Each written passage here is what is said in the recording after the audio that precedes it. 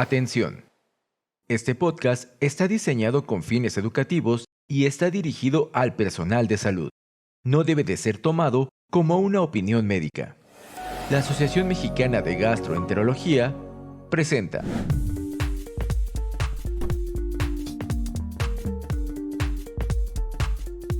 Gastroperlas AMG, conducido por la doctora María Fernanda Huerta.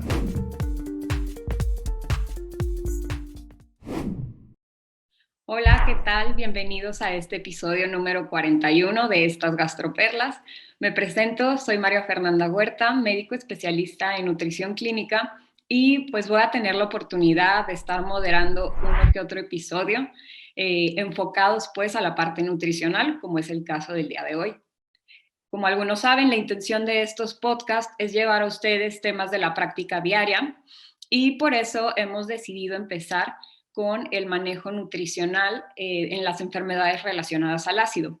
Para eso tengo aquí a mis dos invitados, que son amigos también. Y bueno, uno de ellos es el doctor Ramón Carmona Sánchez, que él es gastroenterólogo y también expresidente de la Asociación Mexicana de Gastroenterología. También está mi otra invitada, la maestra María Fernanda García Cedillo. Ella es licenciada en nutrición y tiene una maestría en ciencias médicas. Muchísimas gracias a los dos por haber aceptado esta invitación y bueno, vamos a comenzar. Bueno, doctor, entonces comienzo con usted. La primera pregunta sería, ¿cuáles son estas enfermedades relacionadas al ácido y qué cree usted que comparten y los diferencia una de otra? Antes que nada, Marifer y Fernanda, gracias por la invitación y el placer de compartir este podcast con ustedes. Yo creo que valdría la pena comenzar por definirlas y generalmente hablamos de enfermedades asociadas al ácido entre la dispepsia, el reflujo y la úlcera péptica.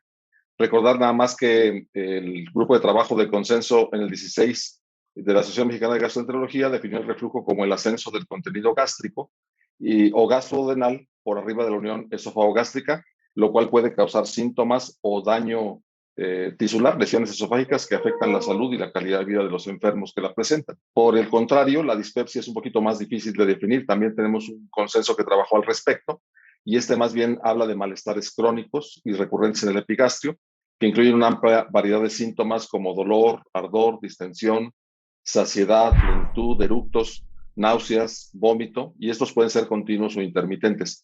Aquí recordar que la dispepsia es un complejo sintomático, entonces puede ser primaria o funcional y secundaria a alguna otra enfermedad. Finalmente, la úlcera pues se define más bien como una lesión y es un defecto de la mucosa gástrica o duodenal que se extiende a través de las musculares mucosas hacia las capas más profundas de la pared. Y recordar que las úlceras pépticas pueden presentar síntomas dispépticos, también algunos pueden presentar otros síntomas gastrointestinales, en algunos casos cursar asintomáticas o en algunos otros presentarse como complicación. El común denominador de ellos entonces son los síntomas, hay una gran sobreposición entre ellos y aunque no en todas se comparte el ácido, sí podríamos decir que es el eje pues que las une a todas, ¿no? Muy bien, doctor, muchas gracias. Entonces, ya vimos que aquí, pues no solo los síntomas es lo que también van a tener muy parecido estas tres patologías o estas tres entidades, sino que también el manejo puede ser muchas veces muy similar también, sobre todo en la parte de nutrición. Fernanda, ¿cuáles son entonces los alimentos que van a exacerbar la producción de ácido? Hola Fer, también agradezco mucho por la invitación y por estar participando en este podcast con el doctor Carmona y contigo. Y bueno, yo creo que esta parte de los alimentos es muy importante en este tipo de enfermedades debido a que muchos de los pacientes siempre reportan una diversidad importante de alimentos que ocasionan síntomas en relación a la producción de ácido. Sin embargo, no tenemos bien claro qué alimentos en específicos puedan estar altamente asociados con mayor producción del ácido. Sin embargo, muchos de los pacientes nos reportan que, por ejemplo, las grasas o alimentos con alto contenido de grasa, productos procesados, entre otros grupos de alimentos como cítricos, relacionado altamente con el jitomate o el tomate, son los que están muy asociados o que más bien los pacientes perciben que tienen una asociación significativa con los síntomas. Sin embargo, hay que hacer hincapié que no hay evidencia tan fuerte que nos diga que realmente este grupo o estos alimentos pudieran ocasionar una producción o más bien sí exacerbar síntomas, pero no tener una producción significativa con el ácido.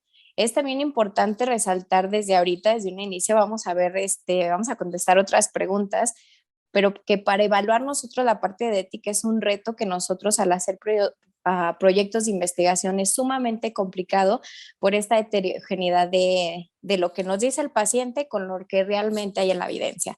Entonces, realmente los alimentos que nos pueden decir los pacientes que pueden causar síntomas, pues es el jitomate. También la menta es la que también está asociada con estos síntomas, pero hay una gran variedad de alimentos que pueden estar asociados a exacerbar el síntoma, no tanto a que pueda provocar la enfermedad. De acuerdo, entonces ya dejaste también muy claro que no necesariamente es que aumenten la producción de ácido o que ya esté definido que la aumenten, sino que también son alimentos que están muy bien o muchas veces documentados pues por los pacientes. Doctor, la siguiente pregunta es para usted. Entonces, ya habló un poco Fer de los alimentos como pueden ser el jitomate, la menta, alimentos grasosos o muy condimentados, picantes también, los que podrían estar exacerbando estos síntomas. ¿Existe una dieta estandarizada ya para todo este grupo de pacientes? Bueno, yo dijera que no hay una dieta estandarizada, en gran parte por lo que comentaba Fernanda, el problema de los alimentos, pero también desde el otro punto de vista, por el lado de los pacientes. Hablamos de grupos muy heterogéneos. Por ejemplo, la enfermedad por reflujo no hay que olvidar que está integrada por pacientes que van desde variedades no erosivas hasta variedades erosivas graves, incluso complicaciones. Todos por común denominador tienen los mismos síntomas y la gravedad tisular es totalmente diferente. A menor daño tisular, mayor papel de la hipersensibilidad, y esto también juega un papel importante al momento de la sensibilidad a los alimentos. La dispersia es todavía peor, es mucho más heterogéneo. Recordar que algunos pacientes son orgánicos, otros pacientes son funcionales, y eso nos hace meter en una misma canasta de diagnóstico muchas veces peras con manzanas, y eso hace más difícil estandarizar dietas. Y la úlcera péptica también tiene gran gama de presentaciones. Y no olvidar que en la actualidad la úlcera péptica en sí es un padecimiento fundamentalmente infeccioso o tóxico por medicamentos. Entonces, como verán, es tan variada el espectro que es difícil estandarizar. Yo diría que no. Hay además mucho traslape entre unos y otros, mucha sobreposición sintomática, así que la respuesta es no, no hay una dieta estandarizada. Muy bien. A pesar de que no hay una dieta estandarizada, algunos médicos suelen dar aquí una lista de recomendaciones o de alimentos que van a tener que eliminar o restringir durante un periodo de tiempo. Fer, ¿qué opinas tú de estas guías o a veces listas de alimentos que se les da a los pacientes? ¿Son útiles? ¿Realmente funciona eliminar todos esos alimentos? Yo creo que es una muy buena pregunta, Fer, porque sí, muchos de estos problemas tanto gástricos como del tubo digestivo alto o bajo, este tipo de restricciones pueden ser también provocantes de estrés para los pacientes. Entonces, realmente no hay una dieta o una lista estandarizada de qué alimentos específicos pueden ocasionar ciertos síntomas en este tipo de pacientes que tienen enfermedades relacionadas al ácido.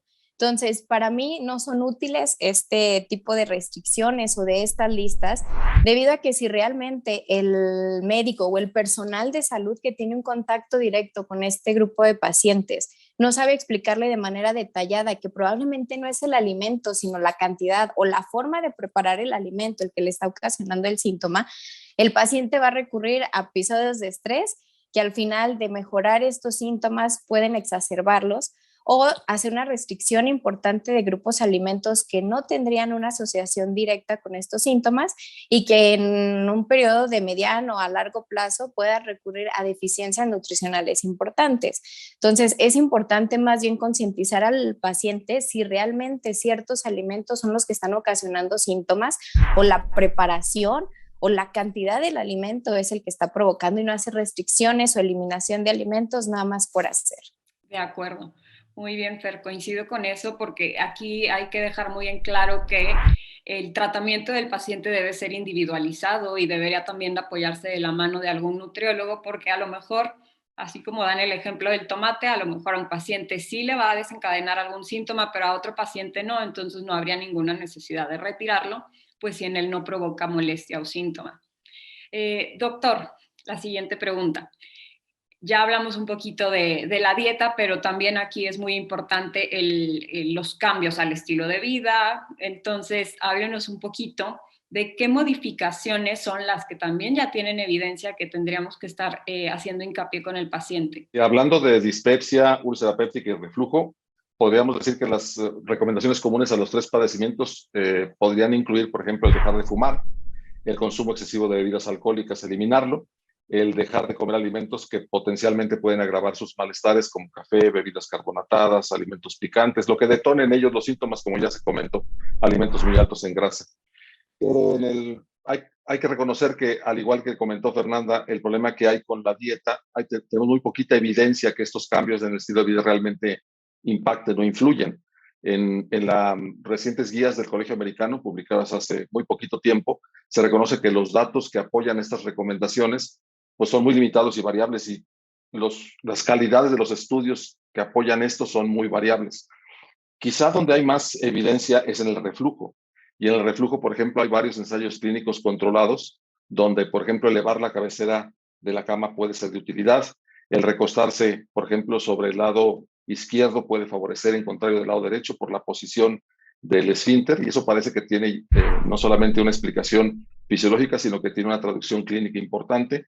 También hay algunos estudios bien hechos respecto a prolongar el intervalo entre la hora de la comida y el recostarse, también parece ser útil, pero posiblemente los aspectos de mejor evidencia se relacionan con el peso corporal. Y es donde yo creo que los nutriólogos nos pueden ayudar muchísimo, porque el aumento del peso corporal se ha asociado a la aparición de síntomas de reflujo, incluso en aquellos pacientes que pasan de un índice de masa corporal normalito y que incrementan el peso. Y esto se ha visto que tiene explicaciones fisiológicas, por ejemplo, el incremento de la presión intraabdominal. Se han encontrado algunos elementos secretados por la grasa intraabdominal, y todo lo que se pueda hacer al respecto de favorecer una pérdida de peso parece ser muy útil. Incluso hay por ahí un metaanálisis que sugiere que la pérdida de peso, evitar los alimentos antes de dormir y el dejar de fumar, esas tres medidas impactan de manera importante en el control de síntomas de reflujo. Y quizá yo nada más mencionaría como punto y aparte en la úlcera péptica, que no se nos olvide hacer una pues investigación muy detallada de los medicamentos que los enfermos reciben. Estamos en un país donde el paciente le hace caso a la vecina, al amigo, y con frecuencia vemos el consumo de antiinflamatorios no esteroideos en forma indiscriminada. Incluso yo diría que subrepticia. Muchos pacientes toman aspirina, por ejemplo, a dosis cardioprotectoras sin que tengan una indicación clara, y también es un dato que tenemos que investigar. Así que yo resumiría mucho en el peso, evitar alimentos detonantes de síntomas, en el reflujo quizá elevar la cabecera y el dormir del lado izquierdo, y no olvidar los medicamentos que el paciente consuma para tratar de modificar esa lista que a veces incluye medicamentos innecesarios o incluso dañinos. Muy bien, doctor. Pues ya me hizo el resumen. Entonces ya, de hecho, me contestó una de las siguientes preguntas, que era cómo es el estado nutricional en general de este grupo de pacientes. Ya comentó, pues, que el sobrepeso o la obesidad también juega un papel muy importante, y que a lo mejor también es, pues, en su mayoría, los pacientes que acuden que sí presentan algo de sobrepeso y obesidad, que también está condicionando mucho parte de los síntomas. Entonces, bueno, ahí también apoyarse de la mano de los nutriólogos para poder ayudar con estos síntomas. Fer, la siguiente pregunta, entonces, va para ti. ¿De qué manera podríamos ayudar a los pacientes a identificar los alimentos que le están desencadenando algún tipo de síntomas? Porque a lo mejor llega el paciente y no sabe qué alimento es al que le provoca las molestias, o puede referir que todo. ¿Qué herramienta podríamos utilizar para ayudarlos? Yo creo que aquí es dentro de los instrumentos o herramientas que podemos utilizar para que el paciente identifique de manera más objetiva qué alimentos le están provocando los síntomas. Ya puede ser o por un recordatorio de 24 horas, sin embargo, hay que explicarle al paciente realmente cómo debe de realizar este recordatorio de 24 horas y ver si hay asociación de que, bueno, en la mañana consumí huevo a la mexicana y poner si realmente alguno tuvo alguna presencia de alguno de los síntomas. Sin embargo, aquí por la combinación de alimentos puede ser a veces muy complicado identificar específicamente qué alimentos, si fue el huevo, si fue el jitomate, si fue el chile, si fue la cebolla o fue el aceite que preparó el alimento, fue el desencadenante de síntomas. Sin embargo, a nosotros como nutriólogos o como los que estamos llevando esta asesoría en la parte nutricional, nos puede ayudar un poco o de tal manera identificar, ok, hizo esta preparación de alimentos y se relacionó con ardor, con regurgitación, con alguno de estos síntomas y poder ver si la cantidad de lo que está consumiendo puede estar relacionado. Entonces puede ser un recordatorio de 24 horas o, digamos, lo más fácil, una frecuencia de consumo. ¿Qué tanto está consumiendo el paciente y si esto está asociado a alguno de los síntomas que reporta? Entonces yo creo que la herramienta para ellos, la más factible, sería una frecuencia de consumo para que puedan identificar y que no tengan restricción o eliminación de grupos de alimentos. Muy bien, muchas gracias, Fer. Entonces, doctor, estas recomendaciones de las que hemos venido hablando un poquito, ¿por cuánto tiempo se tienen que seguir? Puede ser una pregunta que surge al paciente. Entonces, ¿usted ahí qué les diría? Depende mucho del contexto en el que estemos hablando. Por ejemplo, si estamos hablando de un paciente con enfermedad por reflujo de una variedad erosiva o incluso que ya ha presentado cierta complicación, estenosis tratada, son pacientes que tienen que estar constantemente en vigilancia de su dieta porque con mucha facilidad vamos a observar reaparición de los síntomas o incluso exacerbación de ellos, ¿no? Yo sería un poquito más laxo en el paciente con dispepsia, sobre todo si ya lo tengo bien estudiado y es un paciente con dispepsia funcional, porque ahí lo que me interesa no es restringir, sino al contrario, darle oportunidad para que el paciente tenga más libertad de alimentos y no termine pues con una deficiencia nutricional o una calidad de vida muy deteriorada por el consumo tan limitado.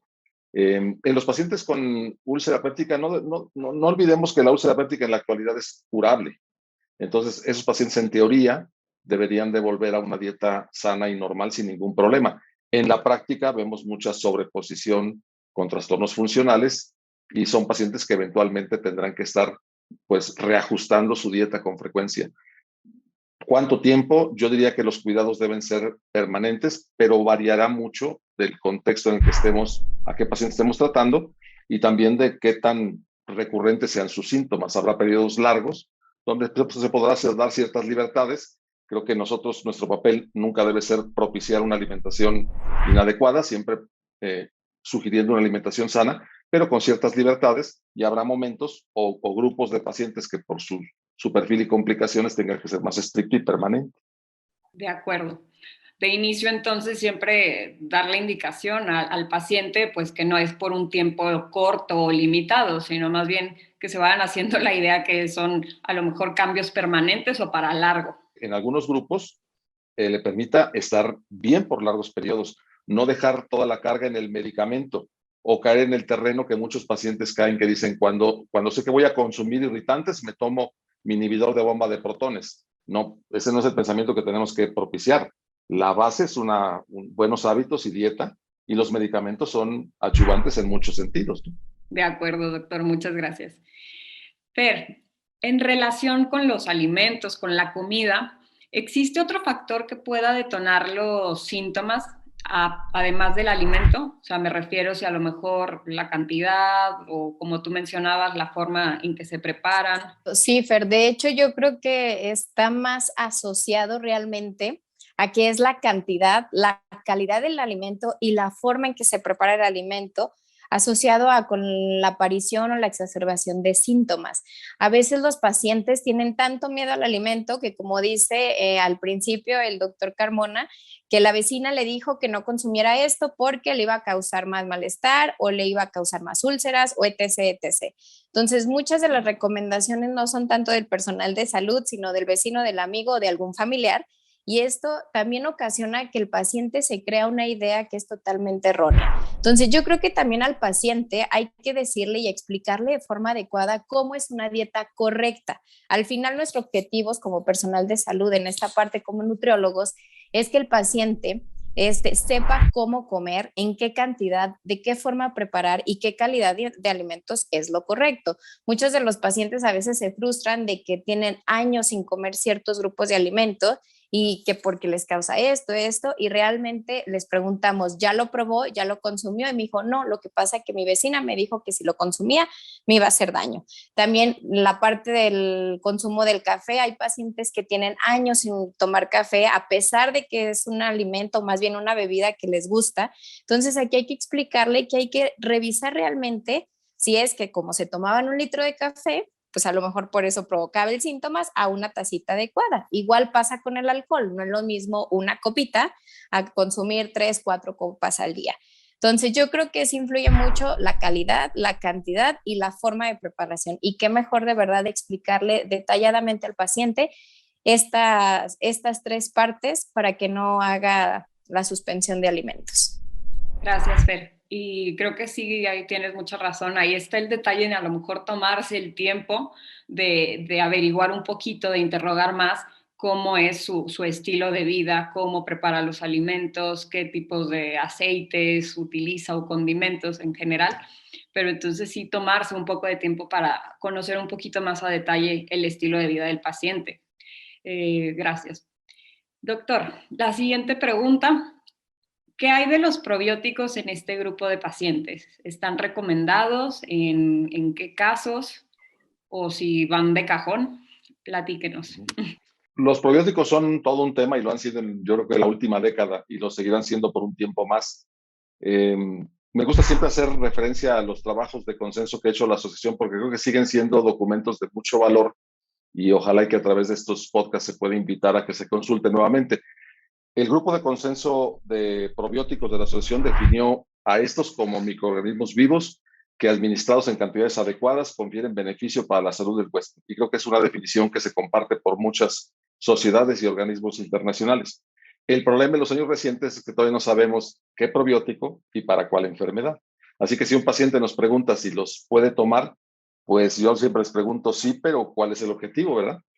Es una realidad que existe una evidencia creciente sobre la utilidad de los probióticos específicos en diversas enfermedades digestivas, pero específicamente en estas 3 que nos planteaste, enfermedad por reflujo, dispepsia y úlcera péptica, no hay evidencia sólida todavía sobre la utilidad de probióticos específicos como tratamiento único.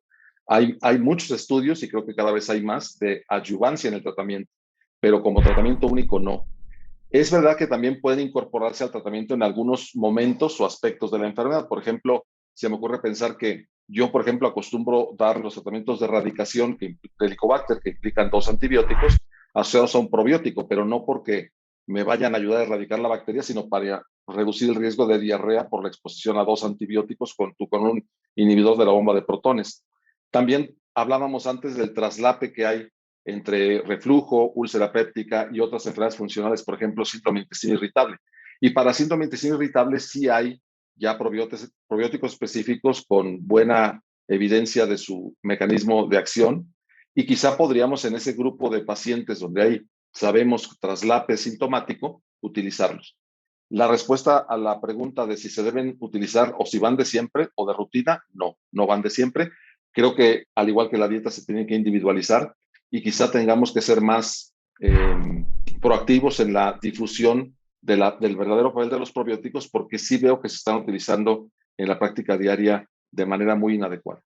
Exactamente, por ahí va la pregunta, porque ahora hasta el paciente lo pide o lo solicita, ¿no? Un probiótico para todo quieren, entonces aquí hay que dejar claro que a lo mejor si hay una sobreposición de síntomas o hay otro padecimiento como fuera intestino irritable, que ya hay más evidencia de las cepas que benefician o ayudan, pues entonces ahí sí podría ser algún caso en el que sí se pueda mandar algún probiótico o como en Helicobacter pylori, que también dijo usted. Muy bien, gracias, doctor. Fer, ahora hablamos ya de probióticos, vamos con otro tema que sería la fibra. Respecto a la fibra, ¿hay alguna evidencia de que el uso de estas fibras pudiera disminuir alguno de los síntomas en este grupo de pacientes? Mira, Fer, actualmente se hizo un estudio donde se ve que realmente los pacientes que tenían reflujo categorizado como reflujo exposición al ácido no sé si me puede apoyar, doctor Carmona, es no erosivo, ¿verdad? Y erosivo. En el grupo de no erosivo era este grupo en el cual se evaluó que el consumo de 15 gramos de fibra al día, en este caso era el Psyllium plántago, pudieron observar que los episodios de reflujo, las presiones del esfínter esofágico inferior, medido por manometrías de alta resolución, y también la exposición de ácido por una piechimetría, vieron que disminuían en aquellos sujetos que consumían estos 15 gramos de fibra. Sin embargo, no es una evidencia fuerte o que realmente tenga un impacto para decir, ok, a todos los pacientes que tengan alguna asociación, alguna enfermedad asociada con el reflujo, perdón, con el ácido, hay que darles 15 gramos de fibra al día. ¿Qué puede pasar si nosotros no tenemos evidencia contundente de que realmente la fibra pudiera tener un impacto benéfico? Que aparte de que nos vayan a llegar con reflujo, el paciente, como siempre, si algo dice que funciona, nos va a llegar ahora con distensión, con exceso de gas, con dolor. ¿Por qué? Porque van a empezar al consumo o la suplementación de fibra porque dice que funciona. Entonces hay que tener mucho cuidado con este tipo de estudios, no que estén mal, sino hay que realmente ser críticos y ver qué es lo que está o cuál es el mecanismo que está asociado con la mejoría de estos pacientes. Probablemente pueda ser el medicamento que estén tomando, alguna otra terapia, algo farmacológico que pueda estar ayudando con esta disminución de estos síntomas y no todo a lo mejor relacionado con la fibra. Sin embargo, esto nos da pie a que podamos hacer posibles ensayos clínicos y que sí tengamos un poco más de control de ciertas variables para ver si realmente la fibra pudiera contribuir a la mejoría de los síntomas. Pero sí hay que tener mucho cuidado a la hora de indicarle al paciente, porque de tener un síntoma nos va a llegar con otros que no están asociados con eso.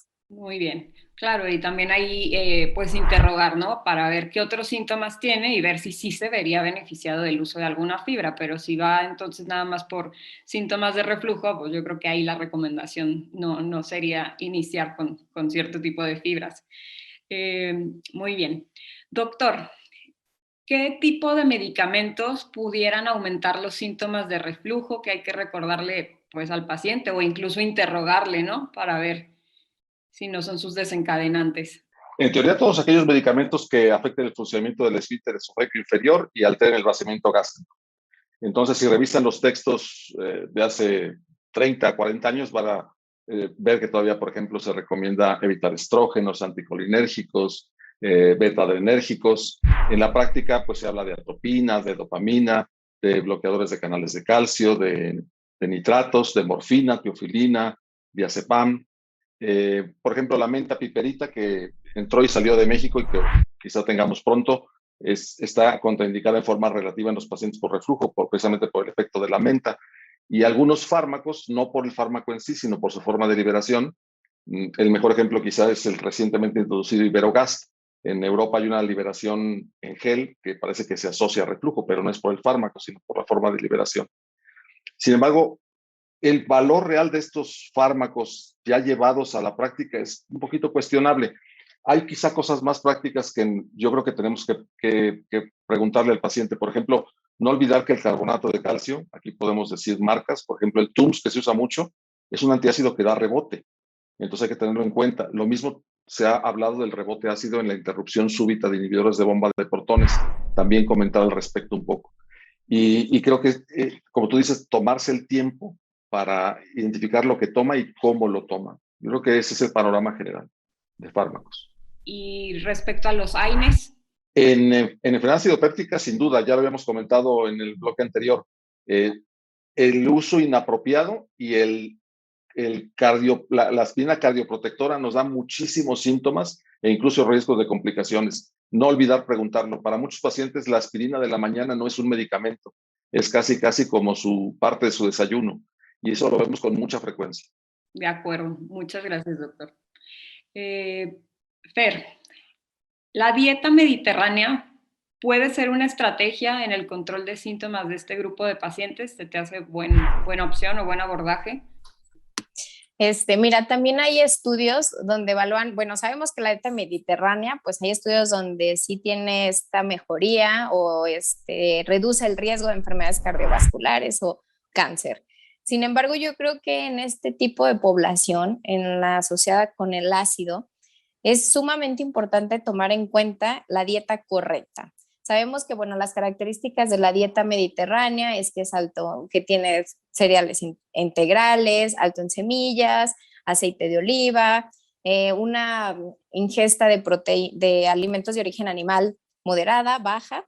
Sin embargo, todo aquí también se enfoca en frutas y verduras, ¿no? Entonces, yo creo que aquí, independientemente de dar una dieta mediterránea a este tipo de pacientes, es importante conocer la calidad primero de la dieta que tiene el paciente y personalizarla de acuerdo también a sus condiciones, tanto económicas como accesibilidad, etc. Entonces, yo creo que una dieta correcta, ya sea mediterránea, tipo DASH, que cumpla con las características de una dieta correcta, va a beneficiar indudablemente a los síntomas del paciente. Entonces, yo creo que aquí, como nutriólogos, sí hay que ser bien específicos y bien detallados y tener la paciencia de escuchar al paciente y evaluar realmente la calidad de la dieta.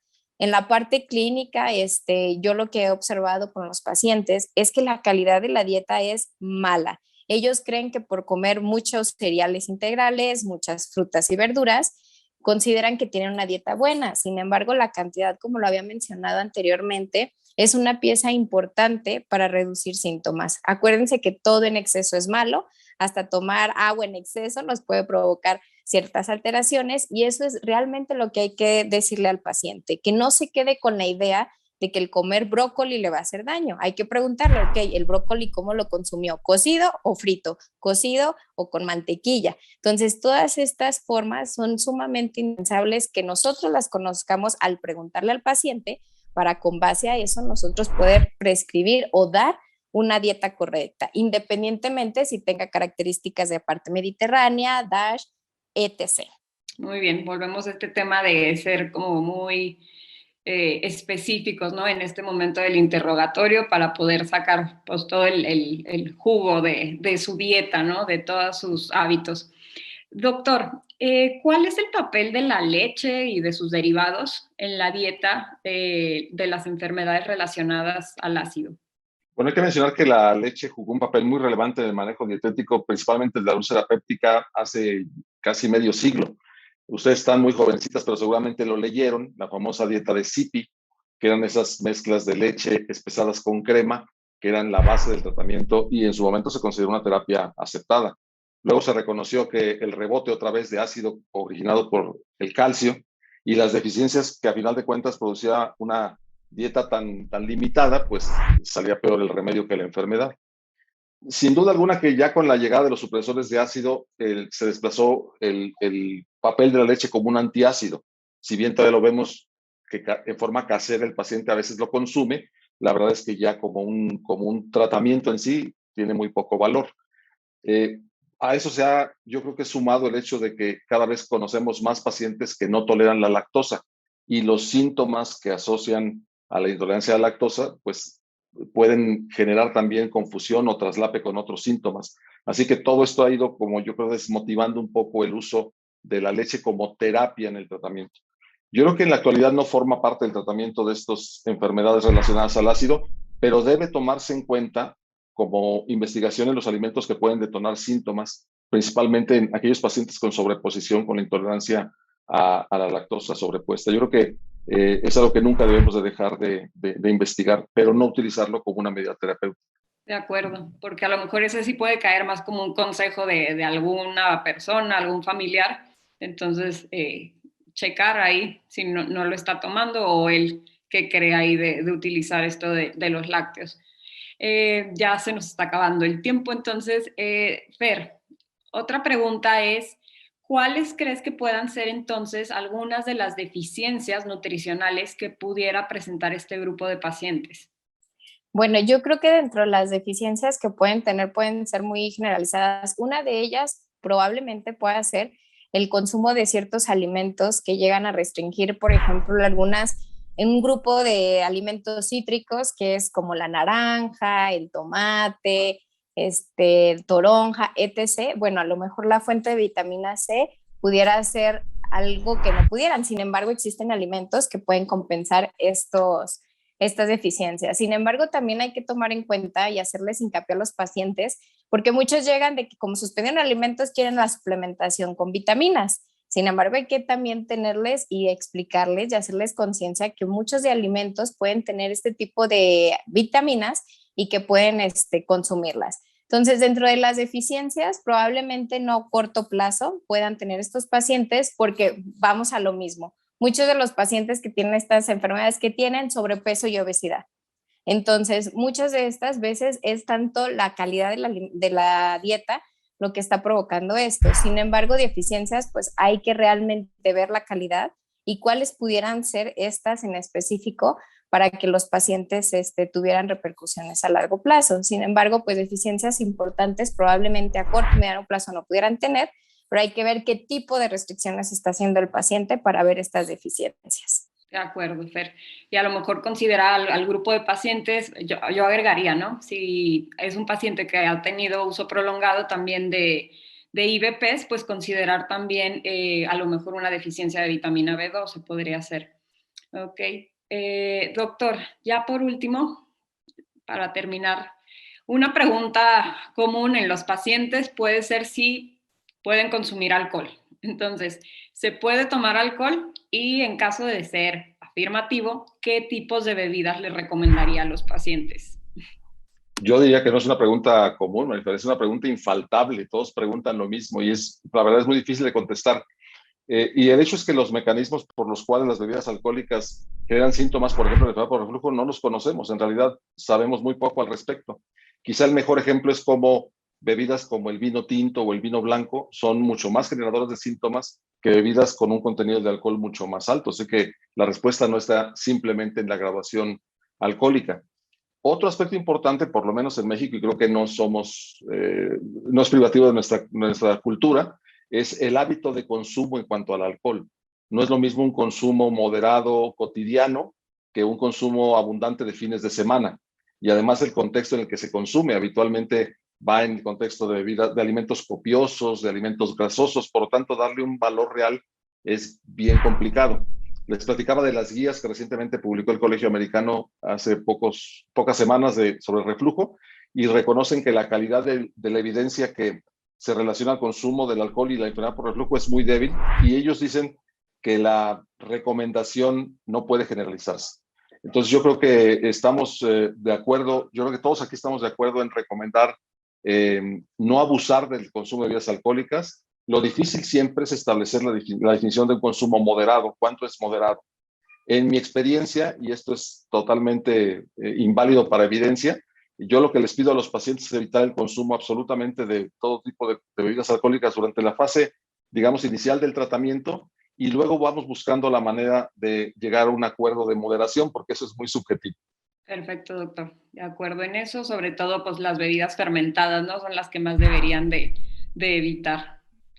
Bueno, ya para terminar, me gustaría que cada uno diera sus gastroperlas que nos llevamos a casa. ¿Cuál es el mensaje? Per, tú primero, si quieres. Yo creo que para mí, lo repetí en toda la charla, el personalizar la dieta es fundamental. Creo que todos los que trabajamos en esta parte del manejo dietético, el preguntarle al paciente qué es lo que come, qué le causa daño o cómo hacer estas modificaciones en la parte dietética es sumamente importante. No hay como una personalización de cada uno de los pacientes para poder controlar síntomas. Ese es el mensaje que quisiera que todos se llevaran a casa y que pudieran explicarle al paciente que no tengan miedo al alimento, sino que realmente se puedan identificar y hacer una modificación correcta de los grupos de alimentos que pudieran ocasionar síntomas. Gracias. Doctor, ¿usted qué mensaje quiere dejar? Sí, yo agregaría lo que comentó Fernanda como gastroperla, que el trabajo conjunto entre los médicos y los nutriólogos es especialmente importante en pacientes con comorbilidades que tengan impacto en esas enfermedades. Por ejemplo, el paciente obeso, el paciente diabético con complicaciones crónicas, el sujeto que está desarrollando ya gastroparesia, eventos de sobrepoblación bacteriana, el paciente con esclerodermia que ya presenta deficiencias nutricionales y en los sujetos con complicaciones por enfermedades asociadas al ácido que ve afectado su estado nutricional. Ahí creo que en esos pacientes complicados con estenosis esofágica o pilórica, nuevamente sobrepoblación bacteriana, es especialmente útil la comunicación entre el gastroenterólogo y el nutriólogo. Creo que aquí es imperdonable que no tengamos esa conjunción de puntos de vista que va a beneficiar a los pacientes.